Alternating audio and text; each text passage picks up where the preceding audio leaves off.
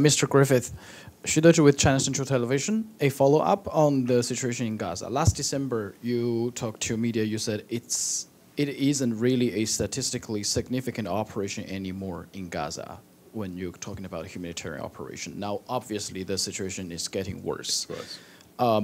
Is there any threshold for UN to stop the humanitarian operation if the situation continues to get worse?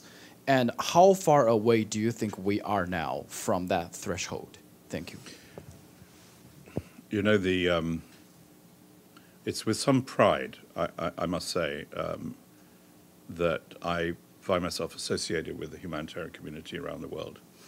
Because the risks that those people take, I don't, look at me, you know, I'm here, but the risks they take daily are remarkable.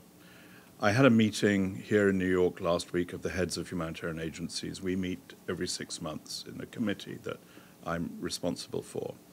International NGOs, UN agencies, national NGOs, civil society. And we went through all the crises that, you know, we're discussing today.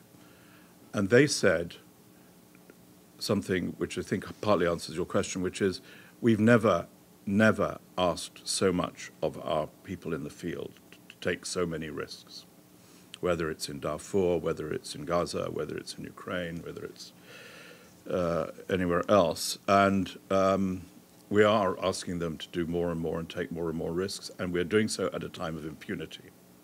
We all know this. Look at impunity. It's rampant.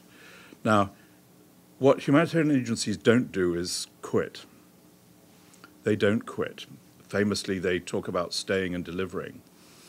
But in Gaza, staying and delivering is a promise more than a fact.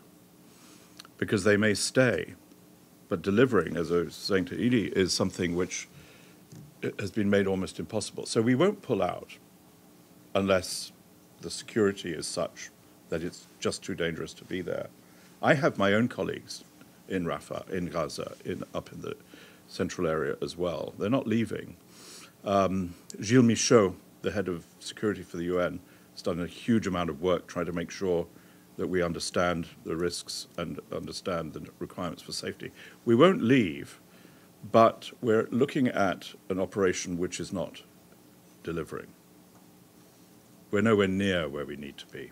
And indeed, the levels of malnutrition, sorry, and then I'll stop. The levels of malnutrition among children has risen, and the line is clear that as you do not introduce food into people's diet, they get hungry, they get malnourished, they get sick, they die.